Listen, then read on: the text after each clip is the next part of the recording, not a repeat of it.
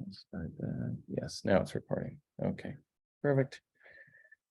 Okay, are there any questions from Monday's lecture that we should address or clear up before we get started?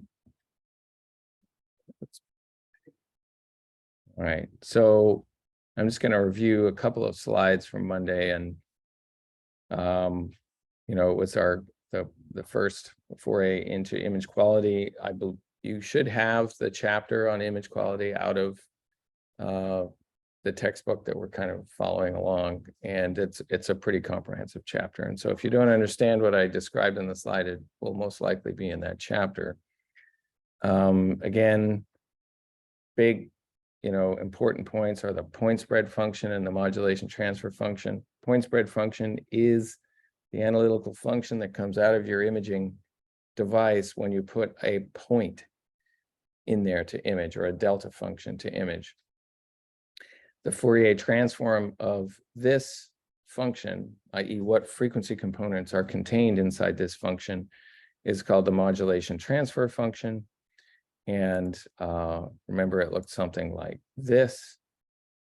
And it was essentially the rate at which high frequencies become attenuated in your system. Eventually, two objects are too close together to resolve them in any imaging system, right? And so all imaging systems will have this roll-off such that higher spatial frequencies are not detected or passed through that system. And that's called the modulation transfer function. So if you like to work in frequency space, i.e. cycles per millimeter, then think about the modulation transfer function. If you like to work in actual space, which most people do, so this axis is in millimeters, you can describe the point spread function. If it's an analytical function like a Gaussian blob, you can describe it just with its full width at half max with, say, one parameter, and that's it.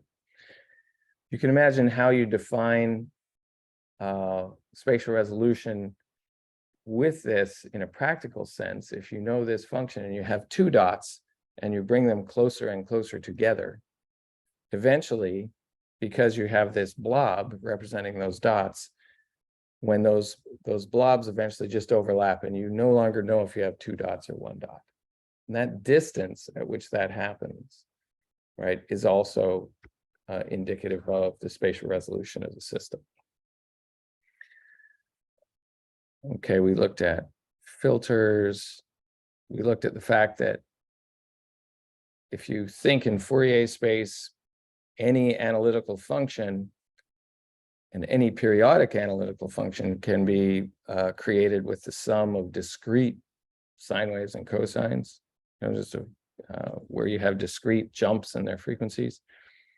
And so it's easy to think about the attenuation of those particular frequencies by the system, right? When we're looking at the modulation transfer function. You can buy a phantom to measure directly on your imaging system what that is. I'm sure in photography, now you could probably buy, or on your computer, you could probably generate patterns that you take photographs of and see how your own camera responds to those patterns, although that's pretty complicated when you have a discrete digital image on your computer and you try and take a discrete digital image of that discrete digital image with your camera. The two frequencies of the pixels on the computer and the pixels in your camera can start to interfere, and you get some very interesting results, right? If you just take your camera and put it up to your computer screen and move it back and forth, and you'll see some very interesting phenomena occur. That's called aliasing. And then we looked at contrast to noise, which is a fundamental single parameter to describe the ability to detect a signal in your image. And so if this is my signal, say this was, a part of the myocardium that had an infarct or had late inflow of some contrast agent, you measure the mean value in this region of interest of the signal intensity, measure the mean value of the background from which you are trying to detect it, right? So what it's sitting upon is what you want to image. So you measure that mean, and then the standard deviation of both of those regions. And the formula for those recalls on this slide. Here's the variance, or the square of the standard deviation, and this is the mean. And we assume in most cases, and we'll see when we start looking at actual data, it's true some of the time, that the signal in a region of interest can be modeled as a mean value and a Gaussian distribution of random values around that mean. If that is true, you can then determine a contrast to noise as the difference between the target, the background, say, so the background has a signal amplitude of 40, the target has a signal amplitude of 60 in the mean. However, there's scatter around that mean with this standard deviation. And so our contrast to noise level is this difference divided by that width, right? If the two widths are equal, then it's quite simple. If they're not equal, you should probably use the bigger one.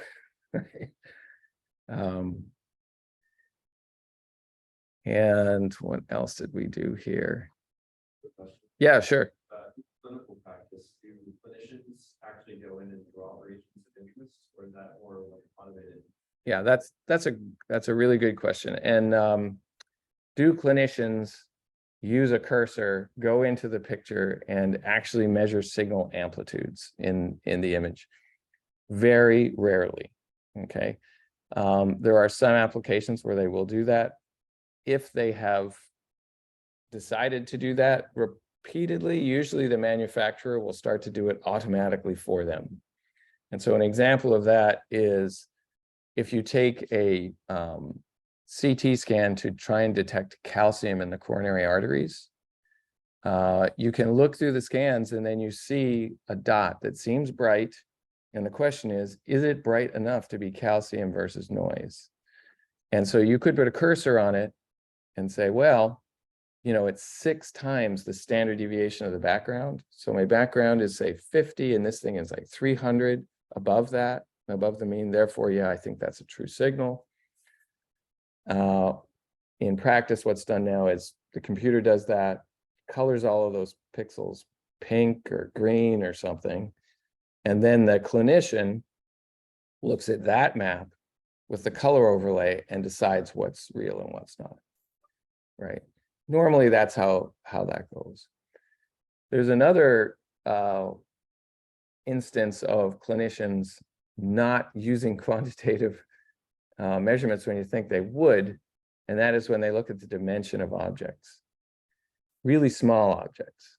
Dimensions of large objects, such as, you know, what is the diameter of this patient's aorta? Well, you just put a cursor here, a cursor there, measure the distance on the image, and you're good to go with that measurement. However, if you get down towards the spatial resolution limit of the system and ask a question like, what is the diameter of the coronary artery in this patient at this location? So now we're talking about numbers that can be 1 millimeter, right? Or 2 millimeters. The spatial resolution of the system, when you look at the full width at half max of the point spread function, is 1 millimeter. And so now I'm saying, what's the diameter of this object that is about 1 millimeter? And so it turns out that measuring with a cursor at that point is not a good idea, right? Because it's all blurred out by the point spread function. And so what humans train themselves to do, and we can take a look at a couple of examples, is they look at the object, particularly if it has some kind of control measurement around it. Like for a coronary vessel, the control measurement would be, what's the diameter 2 centimeters proximal to where I am? And so I move down the coronary, look at how the coronary changes, and decide whether or not it got a lot smaller. And the way it changes often is it gets dimmer. So it just kind of disappears a bit and then comes back. You never go in and measure it with a cursor, right? It's a very interesting phenomenon. So humans get really good at it, though. They get good at detecting those modulations in signal intensity that are due to the fact the thing got really small, right? We looked at contrast detail curves in CT, and this is just pure statistics, basically, and that is, do I have enough pixels in a disk to generate a mean value that will be significantly different than the mean value of the background? From a pure statistics standpoint, if I did a t-test with this region of interest and the background, so I have two Gaussian distributions, one in the region of interest, one in the background, are they statistically different? And that's for humans to detect them. Usually those two distributions have to be apart by a factor of 5. It's called the Rose criterion, and that means that the distance between the mean divided by the standard deviation has to be 5 for a human to make the right call, say 99% of the time. So most clinicians, like cardiologists and radiologists, like to work and like to make decisions well beyond that, where they're confident that they made the right decision beyond a contrast to noise of 5. So we did precision and accuracy, that definition, and then this slide we ended with, which was, what on earth are we going to do with this? Because we've made these pictures, we've measured the contrast to noise in all these pictures, we think that the pictures are good, and yet the behavior of the humans looking at the pictures is quite different, right? And the behavior of this group of human observers, right? These are called aggressive readers, in the sense that they call things positive more often. Their threshold for calling something positive is lower, right, than this group over here.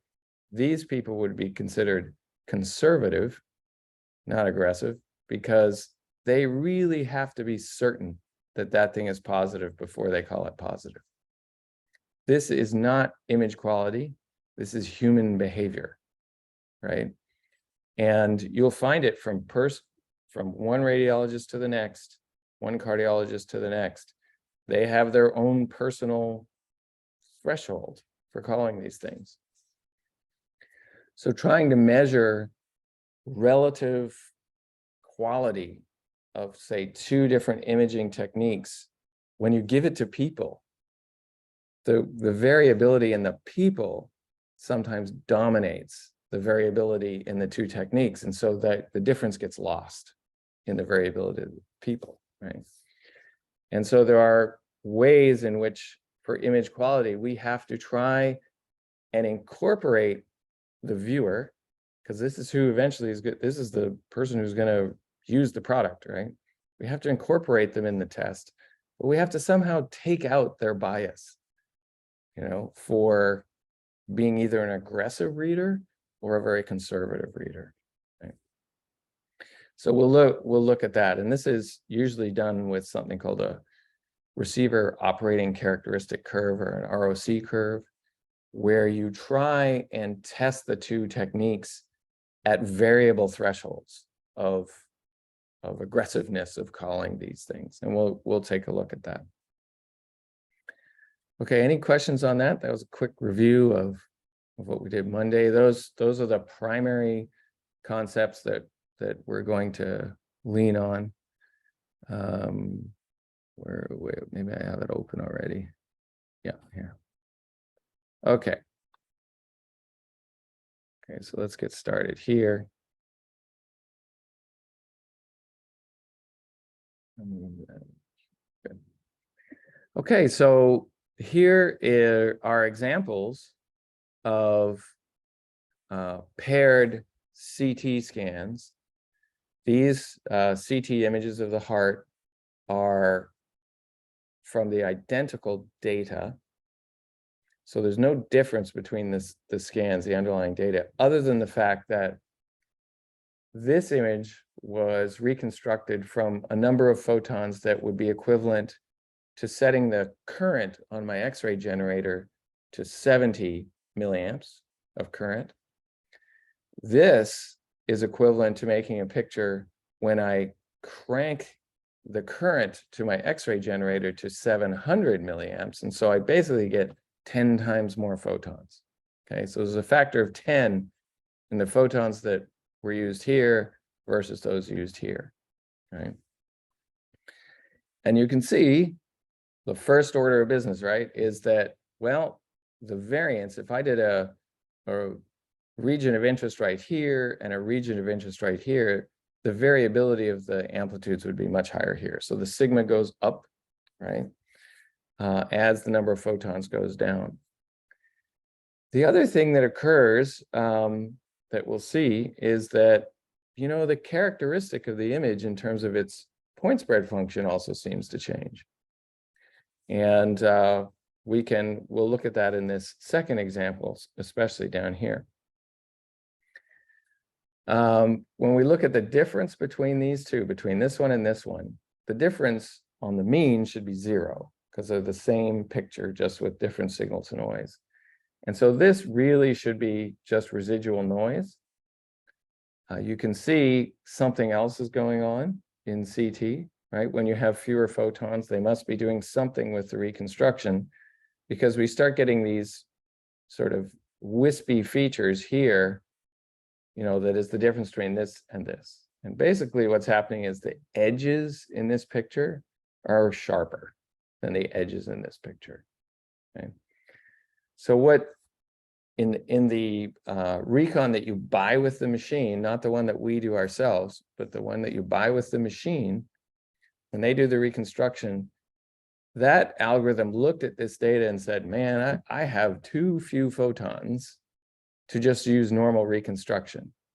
Like I've got some problems here. So it obviously did some smoothing, right?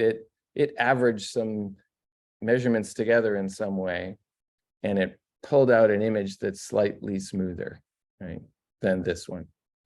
And that can be seen by these wispy edges, so which are the residual when you subtract these two images, right? We can get oriented really quickly. I forgot to do that. The chest wall is up here. This is the descending aorta, thing that goes right beside your spine, which is right here. This is the left ventricle, the main pumping chamber that pumps blood out the aorta to the rest of your body other than your lungs. And this is the left atrium, which is the collecting chamber that the blood comes back from the lungs. And when we're looking at these pictures, there's a few things we want to look at. Mostly we look at, is the myocardium of a morphology that looks normal, or is it really thin or really thick? The other thing you might want to look at is this little dot right there is a coronary artery that is running down the front of the heart, and you'll want to evaluate whether or not that artery is open. If it closes down and it loses and no signal is there, then that's a major deal, right? That our artery is shut down, that person's having a heart attack. When we look at movies, we also want to look at the motion of the myocardium. We'll do that with some examples in a few minutes. Okay. So here is the same data set, different slice. Okay, so we've moved up towards the patient's head in this slice. Let's see if I put my laser on here. No, it's not going to do it. Up towards the patient's head here. This is the ascending aorta. This part, this is still the left atrium. Okay. And then this is left ventricle. This is pulmonary. This is probably right ventricle.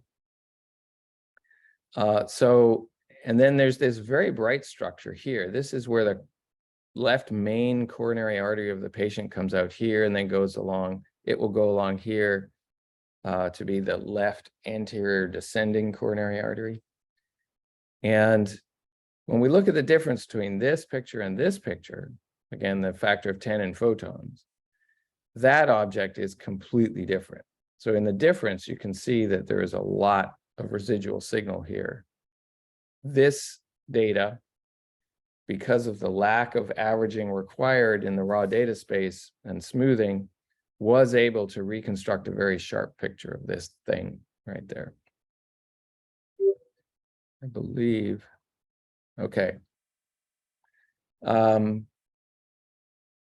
If we look at this, say, is this image, which has 10 times fewer photons and therefore 10 times less radiation, right? So that's kind of a big deal, right? Especially if it's a kid, if it's a child and you're trying to do an image to plan surgery for a congenital heart defect or something like that.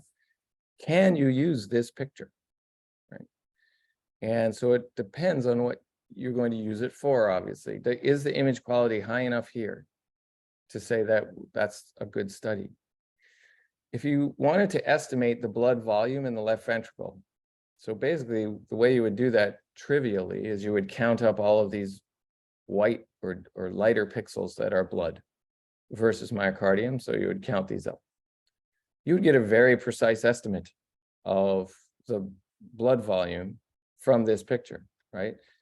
This one would be slightly more precise, but not significantly, right? For the amount or the error required, or the precision required for that measurement.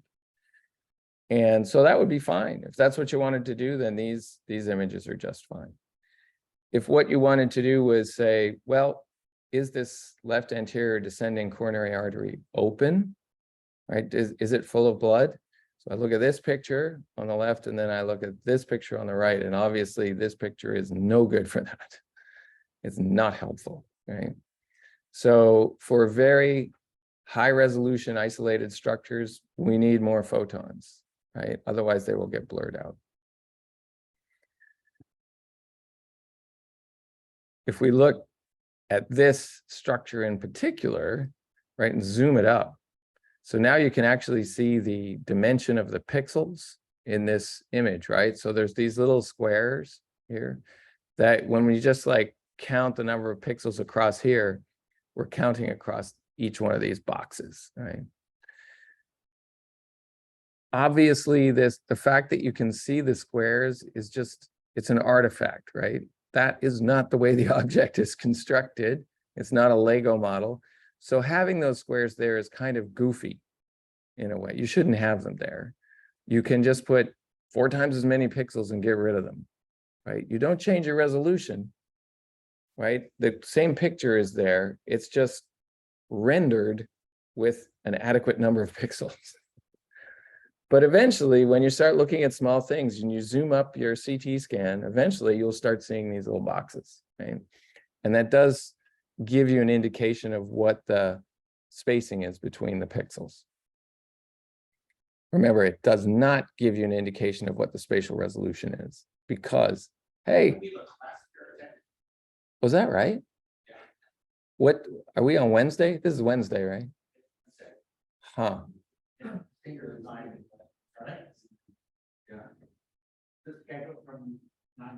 No, this is from 9:30 to 10:50. 50. 50. So with Kelly, if she's there, that'd be awesome. Thanks.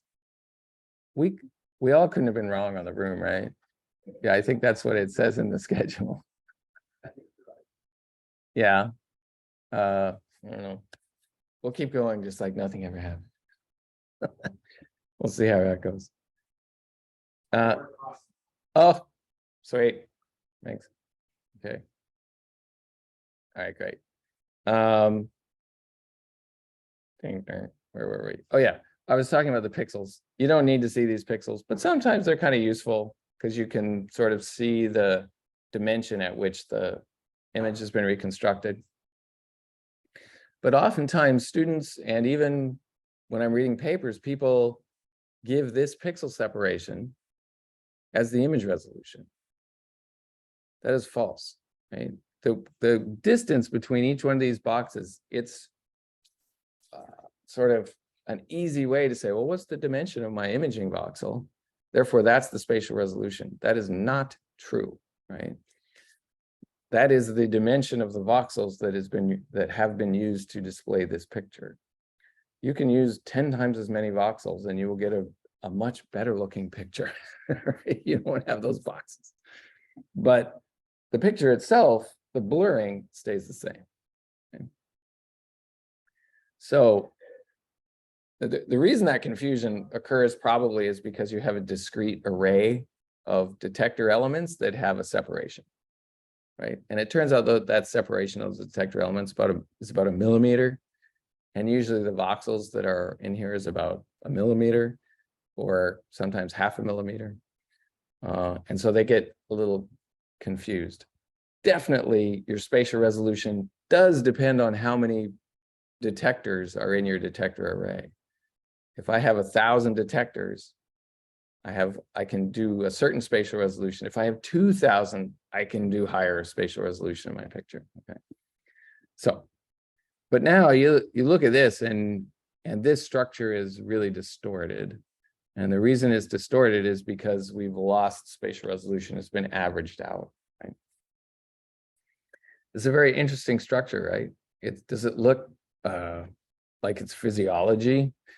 No, right? If it was physiology, it would be quite a remarkable growth of perfect calcium, cylindrical object there.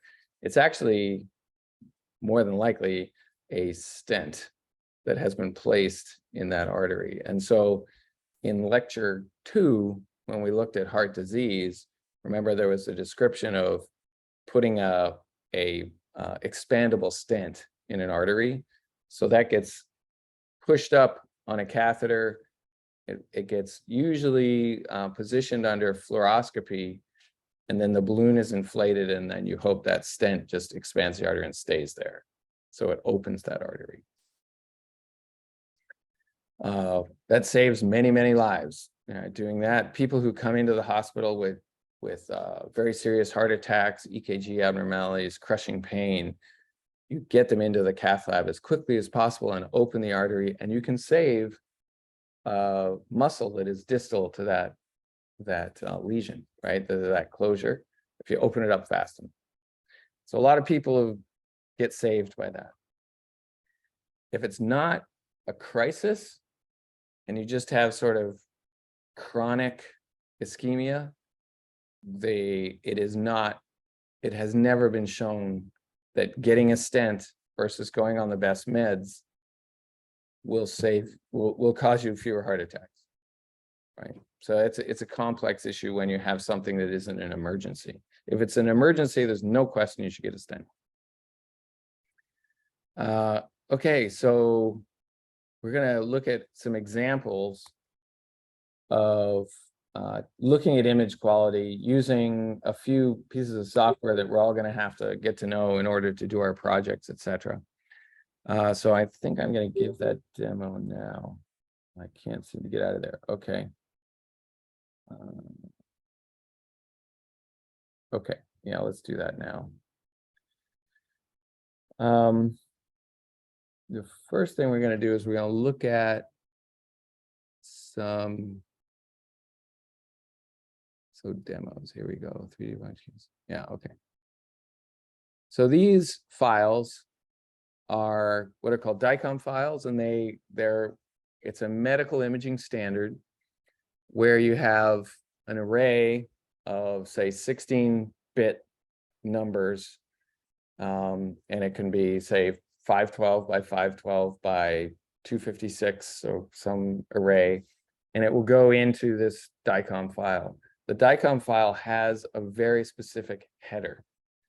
It is variable from manufacturer to manufacturer, but there are certain fields in the header that are absolutely constant all the time. And so if you're writing software to work on medical images, you can usually find parameters about the image you're looking at in the header.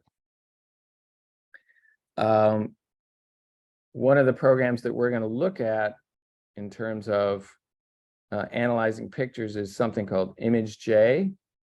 And ImageJ can be downloaded for free, and it runs on any platform, i.e. I think it runs on Unix and on OS X on the Mac, and it runs on a PC. Would you mind closing that door? Somebody, thanks. Thanks. So you can, with this, once you download this free software, you can just Google ImageJ and it'll give you a download site.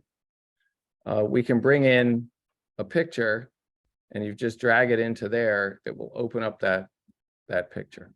Okay. So this, it says here, very interesting dimension, right? 557 by 557 is the pixel dimension of this thing, 16 bits. And it also gives the spatial dimension from one side to the other.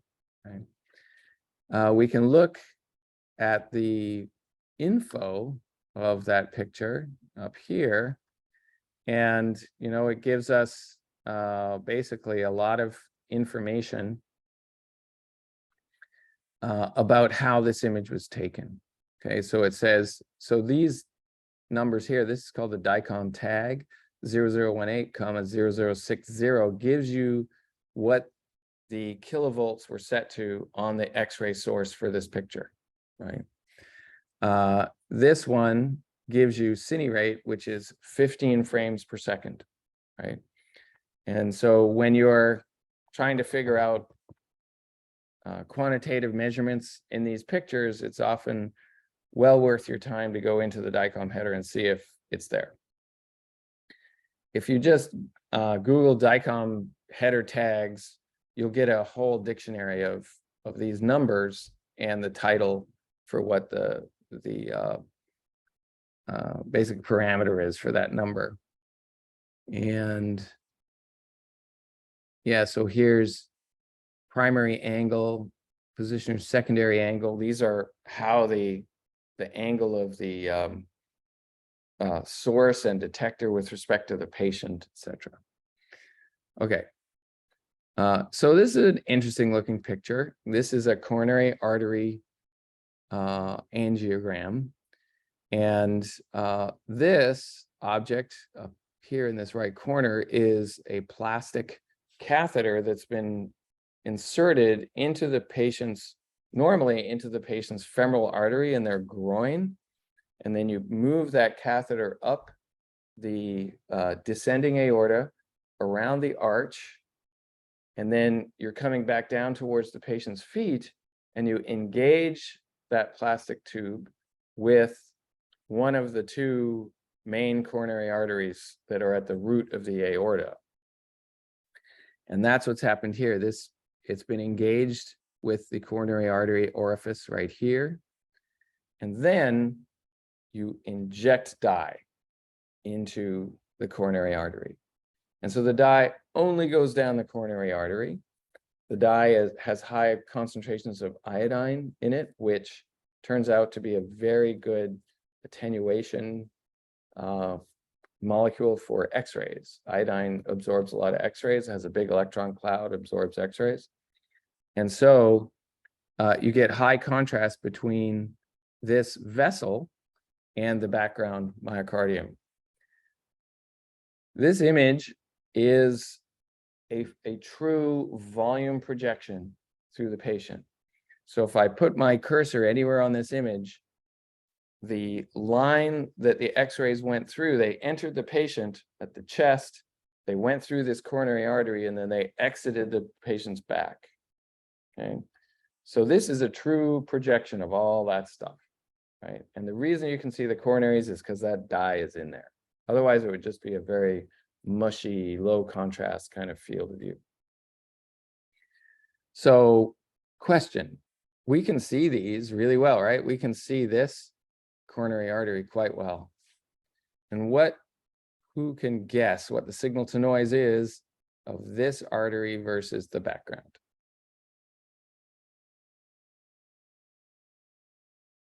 Just take a guess. What would be your ranges of possible answers, do you think? 50? That's a really good guess, right? So I would say, if I'm sitting there and I've never done this before, it's not 0, probably not 100 from what we've seen so far, right? So it's somewhere in there. It's like between 5, I can see it. And I told you like 20 minutes ago that 5 is a threshold to actually see something. with great confidence, right? So it's greater than 5, because I would say we all have really good confidence that that's there. So maybe 10 to 100, 10 to something in there, right? So in that order of magnitude. As they get smaller, right? As these things get smaller, they eventually go away, right?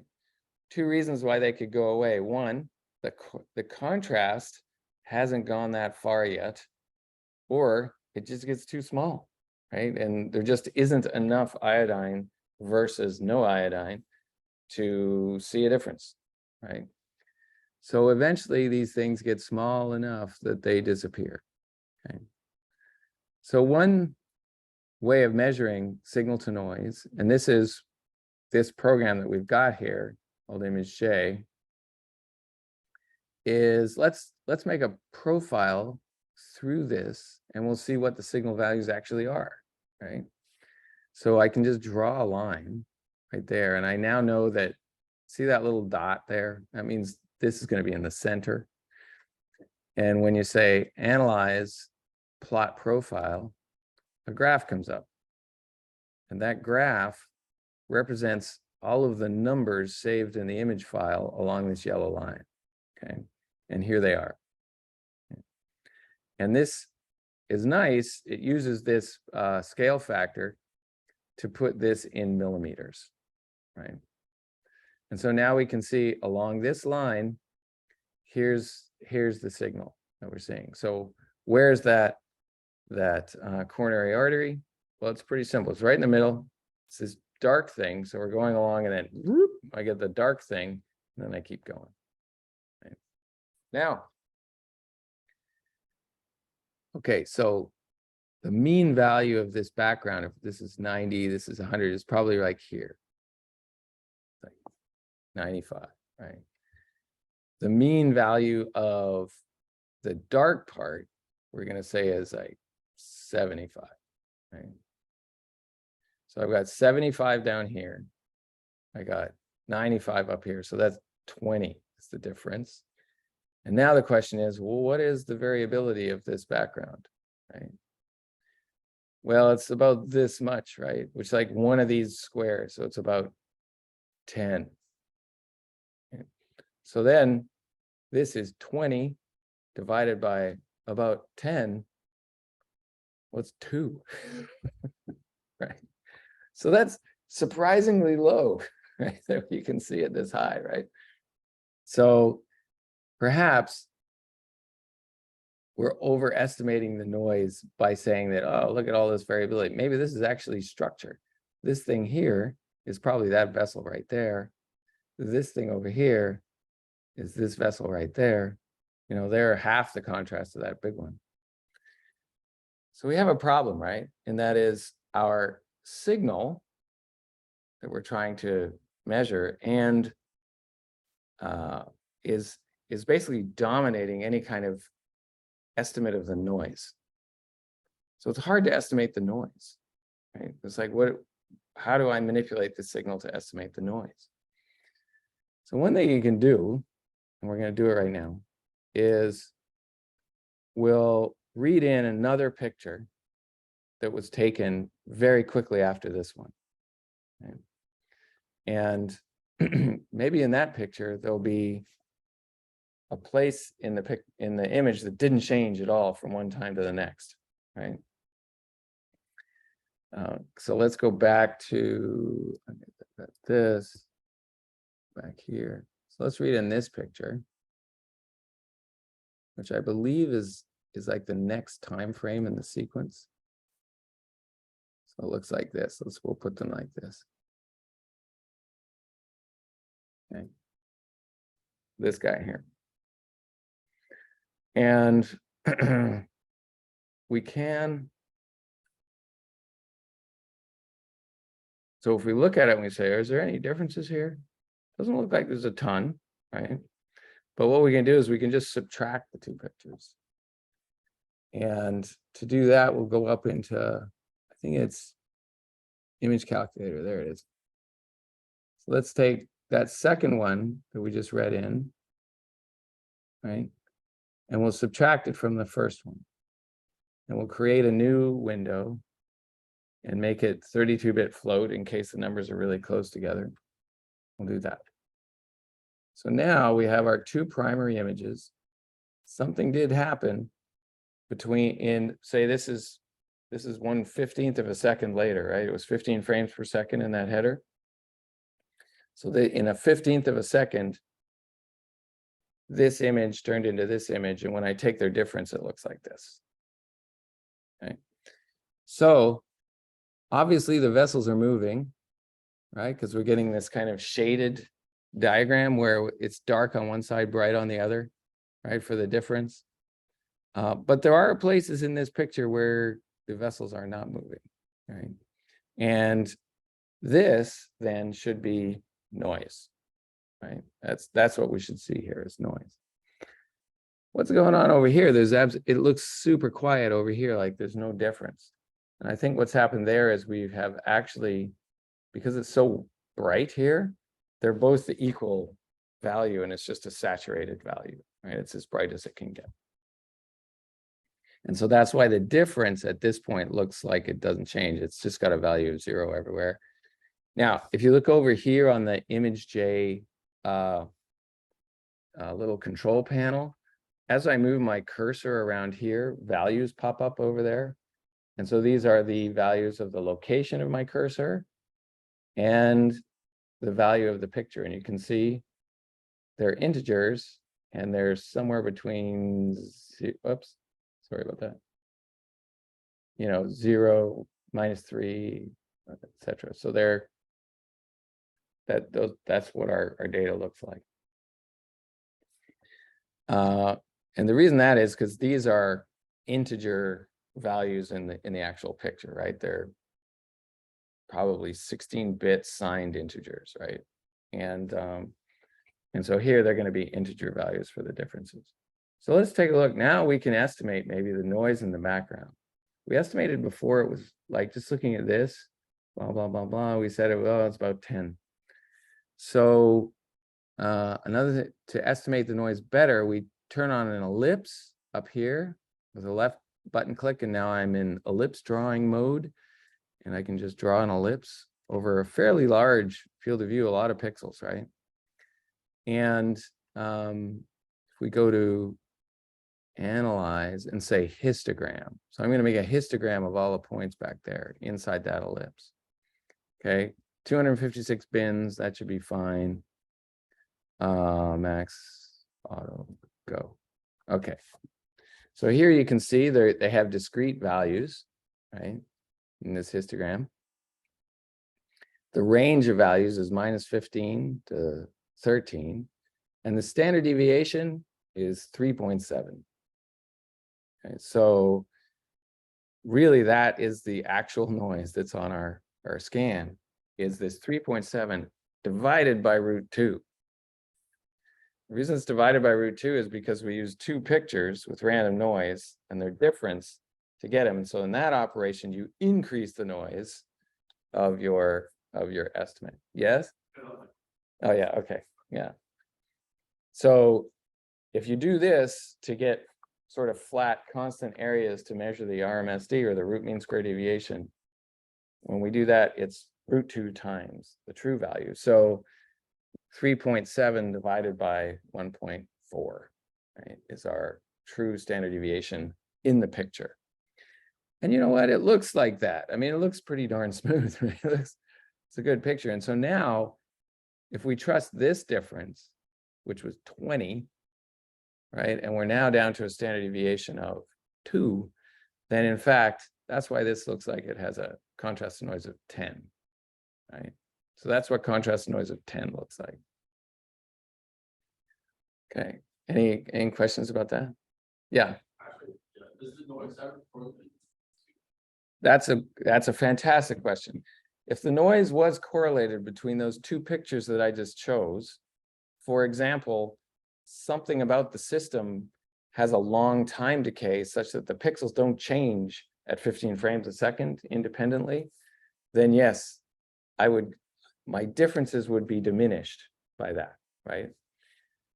In this case, the noise temporally is changing very fast, right? It's basically photon counting and electronic noise, which has a huge temporal spectrum. And so from one time frame to the next should be uncorrelated, right?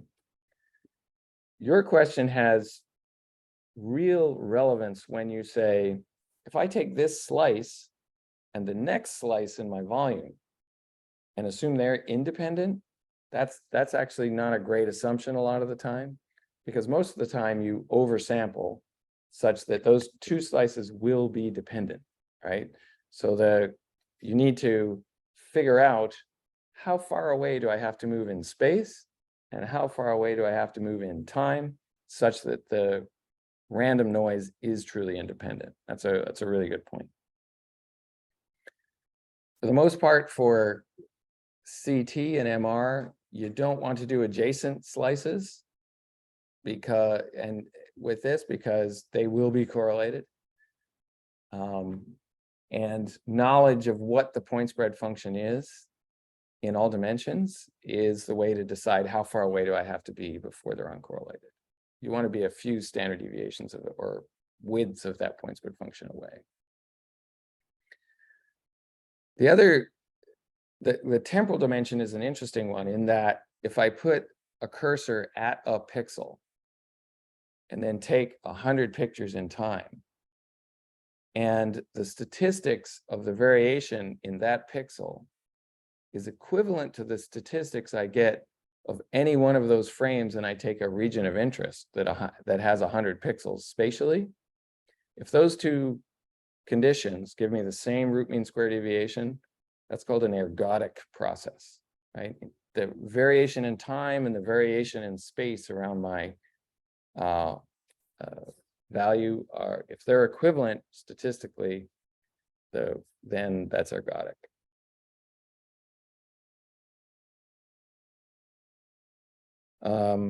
Okay.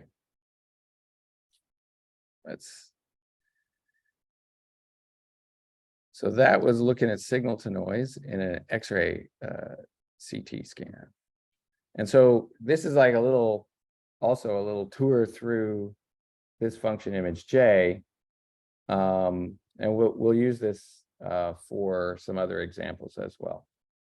Okay. Okay. That. The other piece of software that you should download, there's actually 3 probably at least. One is this image J thing. One is Horos, which is a freeware piece of software that it unfortunately only runs on the Mac. So if you love PCs, you'll need to get a general DICOM reader for a PC. So this piece of software and this one, which is ITK Snap, which is absolutely open source software. So you can even change this if you want to, and it has you know, a GitHub site and all that stuff. So this thing is good for doing segmentations. Horos is reasonable for doing segmentations. So let's bring up Horos. When you start it up, it won't have anything in its database. You have to import DICOM files, and it's really good at reading DICOM files and figuring out how they should be sorted. So you can just give it a bucket of DICOM files that are from different spatial locations, different temporal locations, all this kind of stuff. It goes through the DICOM headers and it makes a pretty nice database of different series of scans, right? It says, oh, these are all one volume temporal series. This is, you know, 5 different volumes, etc. So we'll go to the simplest study we can have. So this study here is a CTA. It's a coronary CTA. So it's focused on imaging the patient's coronary arteries. This program has looked at the big bucket of images and then it put it into 10 different series. And so the series, each one of these is the same volume, but at a different delay time after the QRS. So you take the patient's QRS, divide that into 10 positions or divisions in time, and it sorts those out for you. So now we can read in using this thing, which is 4D viewer, each one of these 3D volumes, we can read them all in at the same time, right? And so I have basically 10 time points, and each one of these volumes is 256 by 256. No, I'm sorry, it's 512 by 512 by 256, each volume. So it's a fairly chunky piece of data, and you got 10 of them. And so we'll read that in with this button called 4D viewer. And once we're in here, it might take a minute to load, but these new computers, it's totally ridiculous, man, how fast these things are now. If you like doing this kind of stuff, I would recommend getting one of these Apple Silicon computers. They're 4 times faster than the old Apple. This thing beats up the computers we had, like the big workstations we have in the lab. So here, what I'm doing is you can take 2 fingers on your mouse pad and just run up and down, and it's going through the slices. And so there's the apex of the heart here, right? And then I roll back up towards the base of the heart, and this is the root of the aorta, the left atrium, and we're rolling up to this is the ascending aorta. We're still going up that way. Patient's chest is here, spine is here, descending aorta here. And remarkably, here's the arch, the aortic arch is right here. This person has a lot of calcium right there. I'm not sure what this is. This is a very odd bright signal here. It's like a tube or something. It's something. Is that a pacing wire? Nope. So they've got something in their superior vena cava that's very bright on CT coming down this way, right? So left ventricle, right ventricle. The reason the left ventricle is so bright, we injected contrast into the patient's decubital vein here. It goes up into their SVC and then down into their right atrium, right ventricle, goes out to their lungs, comes back to their left atrium, and then into the left ventricle. So this is after 20 seconds after that injection, this stuff is in the left ventricle. It takes a while to do that circuit, right? And we've obtained this picture such that it's also in the aorta, right? So it's in the ascending aorta. So the contrast came into the left ventricle, got pumped out of the left ventricle, out the aorta. And the reason you want to wait until it gets to the aorta is because the coronary arteries take off from the root of the aorta. So let's follow this thing. This is a complex structure. It's a little tube called your coronary artery. It comes off of the aorta, right? And then it goes down this way, and then down there, down there, down there. So it's running down the front of the heart, right? The really cool thing about this software, in my opinion, is now I just hold down the down arrow and it shows me all of the time frames. It is flipping through all of those volumes, and I have 10 time frames, and these time frames are at specific delays after the QRS. So we have a EKG on the patient. We start our acquisition at the QRS, and then we obtain data all the way through the heart cycle, and then we reconstruct images at different delays across that. Okay. And so there's end systole, when the blood is maximally ejected out of the heart and the myocardium has reached its thickest, most compact morphology. So it's like contracted, and now it's a tight ball of muscle, and it's pushed as much blood as it's going to push out. And then it opens back up and the blood flows back in, right? Like that. So now it's maximally full, right? And does that cycle again. We can watch structures like the left atrium and say, okay, how does that thing move over time? And you can see it is cycling between getting filled and emptying. And so basically what's happening is over the heart cycle, the blood volume is exchanging between the left ventricle and the right ventricle and the two atria. So when the ventricles contract, the atria fill, and then when the ventricles relax, the atria empty, right, into the, and you can see over here, there's a lot of motion of the valve plane between the right atrium and the right ventricle up and down as that's occurring. A really cool thing about this software is if you go up to this little wheel here, come down to 3D volume rendering, right, and tap that. It asks about these high dynamic values because this obviously has some CT numbers that are extraordinarily high. It's not tissue, it's some object, right?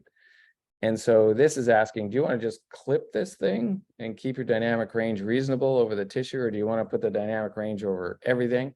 So we're going to clip it. And all of the high CT numbers of that object will just truncate them at a certain value. It picks the value. So here we go. All right. I never stop being amazed at this. Like when I was a graduate student, to do what I'm doing now would have taken a week. Right. So that is the left ventricle here. Right. And you can see the aorta coming off the left ventricle up and over. It looks like it's slightly enlarged. It's cut off. That's where the imaging volume ended there. And then the descending aorta coming down here. Right.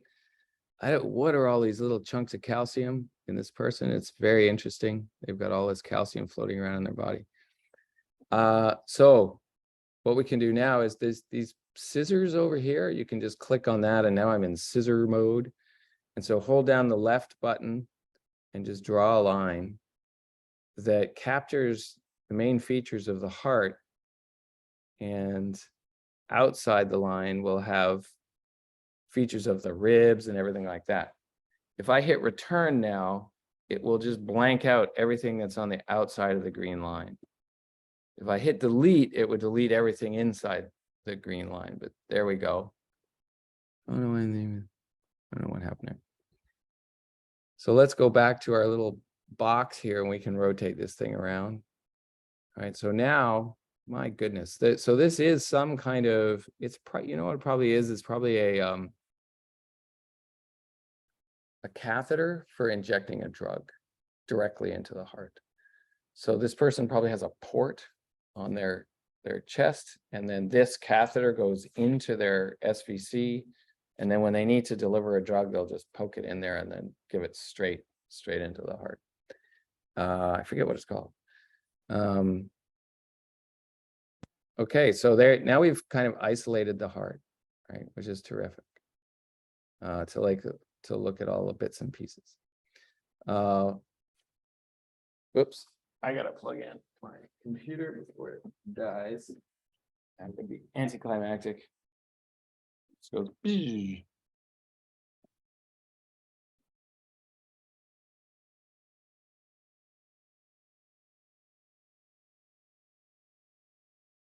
All right.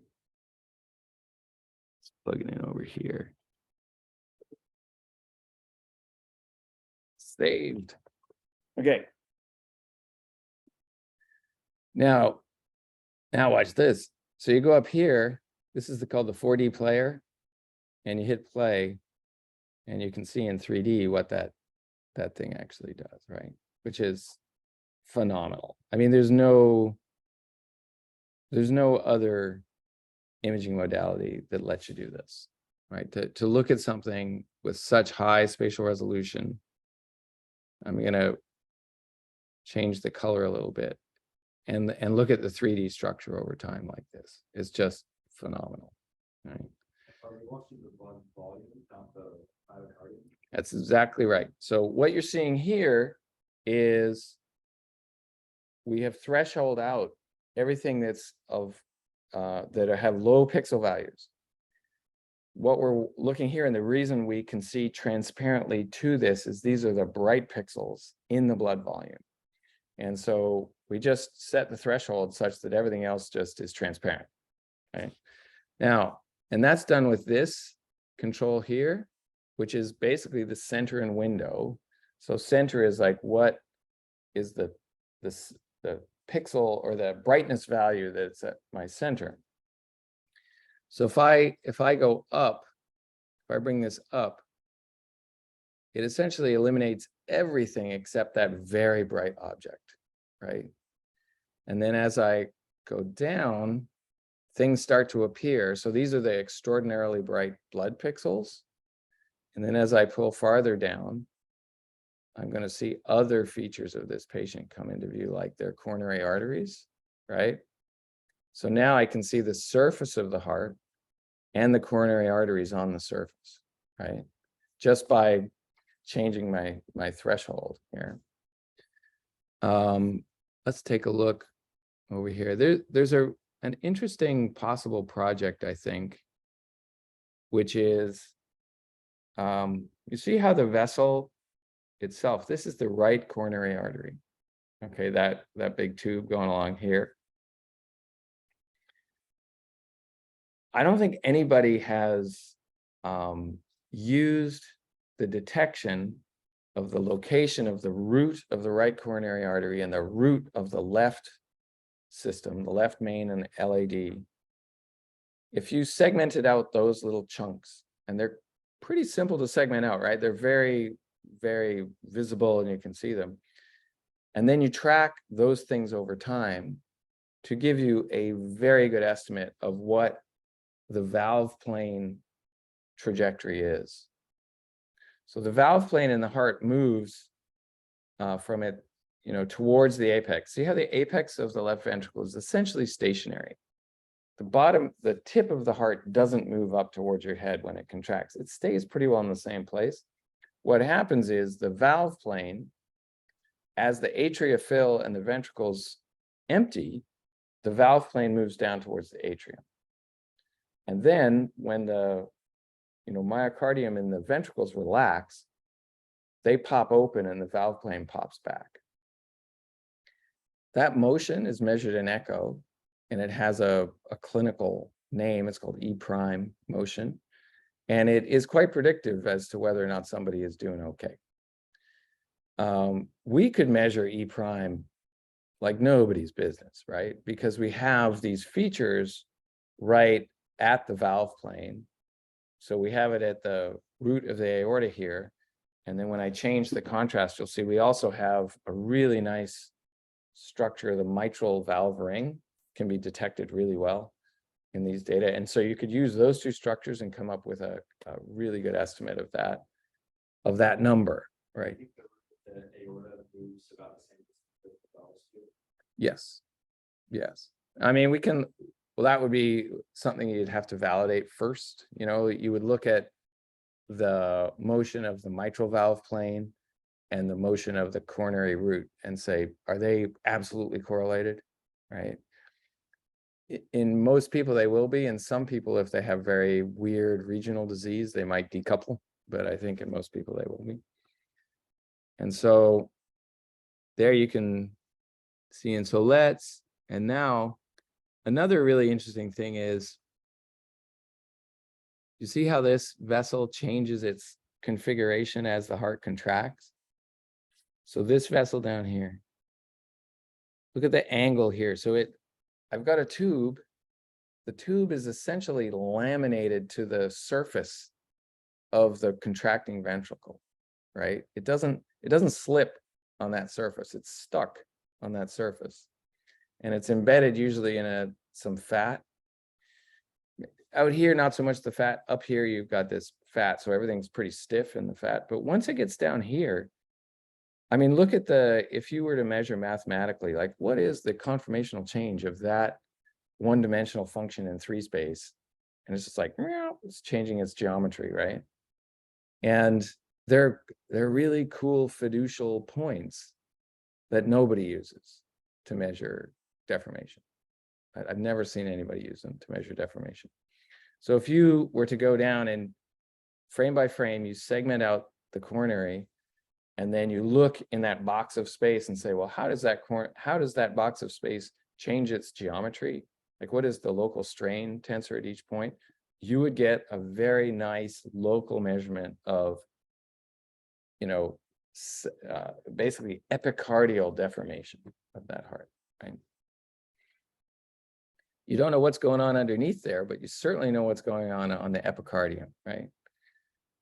You also know how the epicardium is rotating. See, if I put a box there, see how that vessel is actually rotating away from where that box is in space, right here. So that's another cool project that would be. These might be a little ambitious for a course project because it might take a little bit of time. But so here we are at the myocardium, right, with our vessels on the surface. And now I threshold up so that only major blood volume things are there. We now see the left atrium back here and the left ventricle. This left ventricle, the ejection fraction of that, remember in lecture 2, we looked at ejection fraction.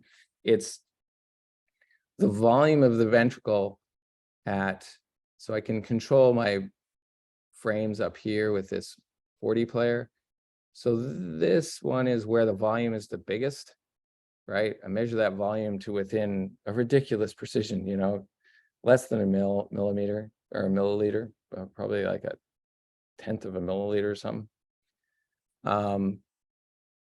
So I'll take this little rotator box, go in here, and then there's a magnifying glass. We can zoom up and take a closer look at things.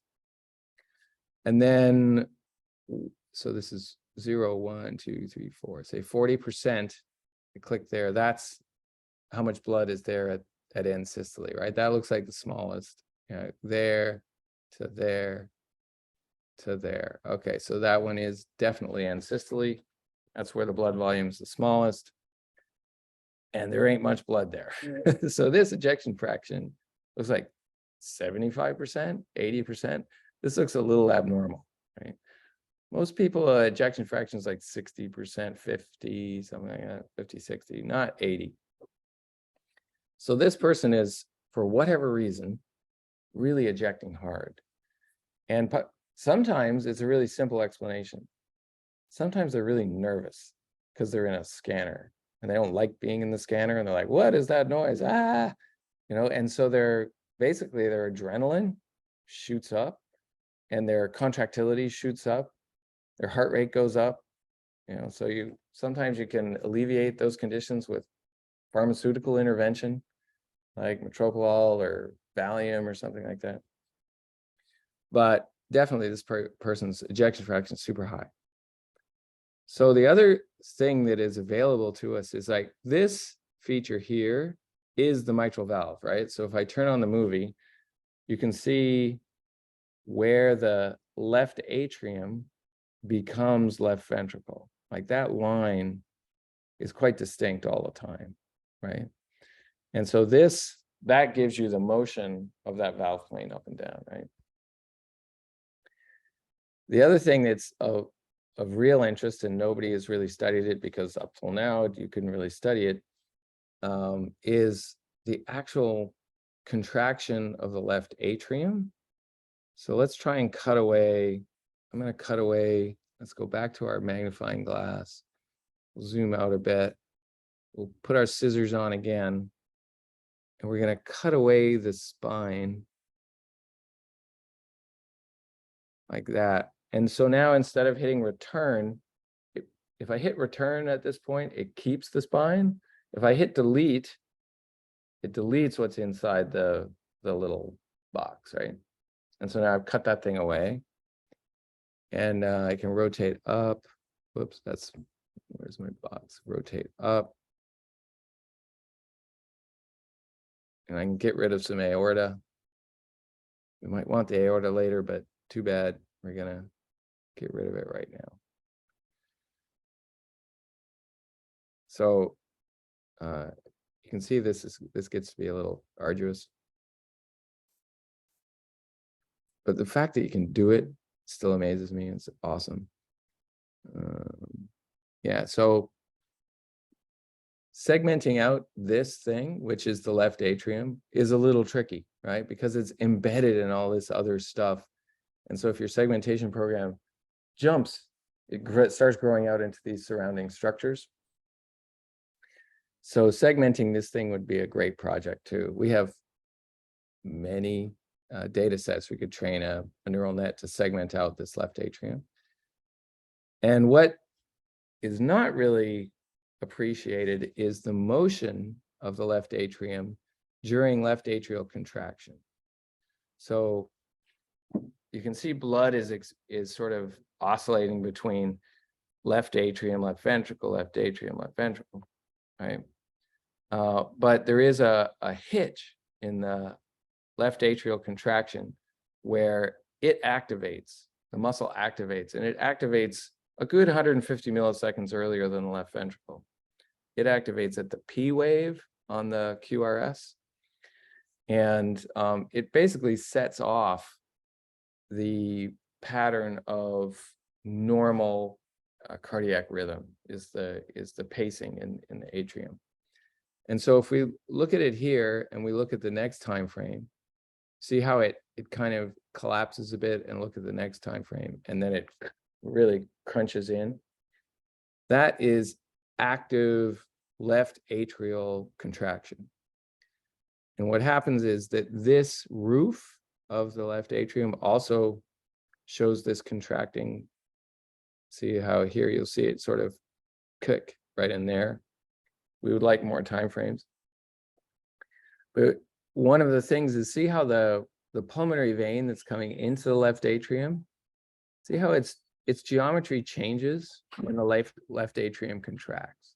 It kind of pinches down, gets smaller, right?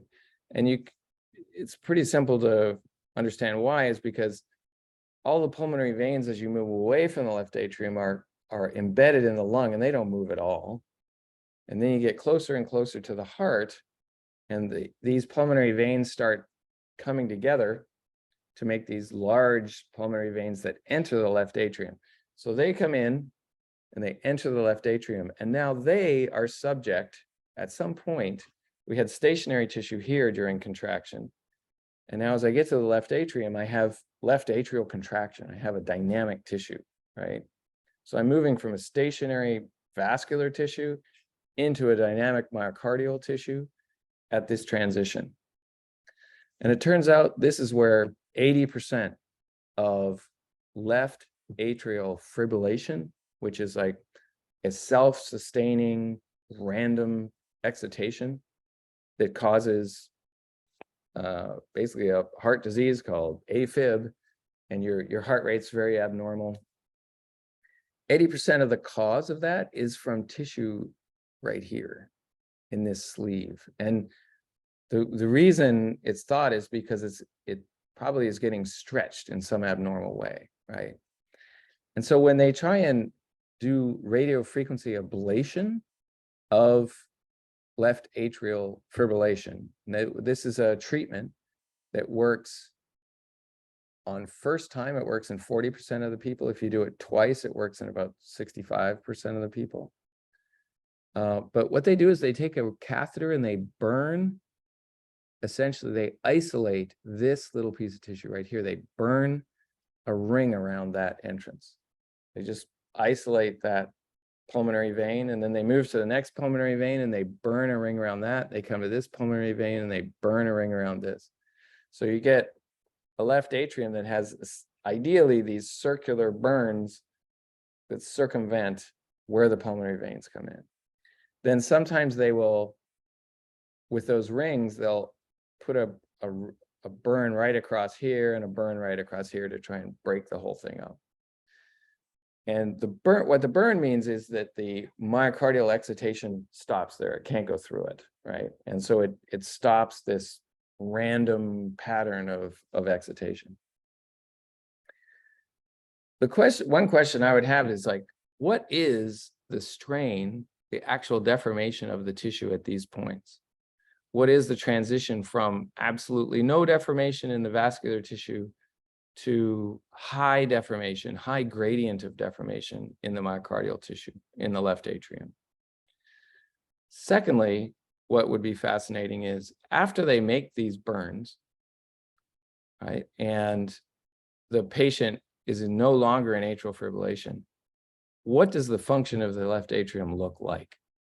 Nobody really goes back and looks that carefully. And I don't know why they don't go back and look, but I can imagine it, the function, the actual motion of the tissue itself might be considerably different after one of these burns. So I think that would be a great project. That one, if we could get the data and we say, what happens if let's look at, say, 10 normal left atria and how they contract and get a map of that. And now let's look at 5 patients who have previously undergone left atrial ablation therapy. And let's look at their atria, see what that looks like. That, I have never seen a paper about that. Well, this was supposed to be a demo of Horos, and it kind of went into something else, but what I will do between now and say tomorrow is I will put some data like this on the Canvas site so that when you download Horos, you can grab that data and just start messing around with it. You'll have some good fun. We didn't get to ITK Snap. We'll get there at some other demo. Okay. Next lecture on Monday, we want to start echocardiography. That's, I believe, what the lecture is. And so we'll be looking at the physics of echocardiography. The problem set, it's there, so you can download it. I'm going to post the solution. So let's give it, what are we on Wednesday? So let's make it due next Friday. That sound right? So you got a week and a half to do it. All you have to do is do it, right? And on Friday, I'll post up the solution, okay, to that problem set. Okay, any other questions? Yeah, I have a question. Yeah, sure. So would that be for just the problem set 1? Because I know there's 6 of them on Canvas. Correct, just one. Okay. Just number one. And so what's going to happen is so if you hand it in on Friday, or put it in Canvas or however electronically we hand these things in, then I'll look at them that weekend, and the solutions will get posted so that you can look at the solution and see how close you got. Okay. Okay, thank you. Sure. All right, great. See you on Monday. And I'll send announcements as I get stuff posted.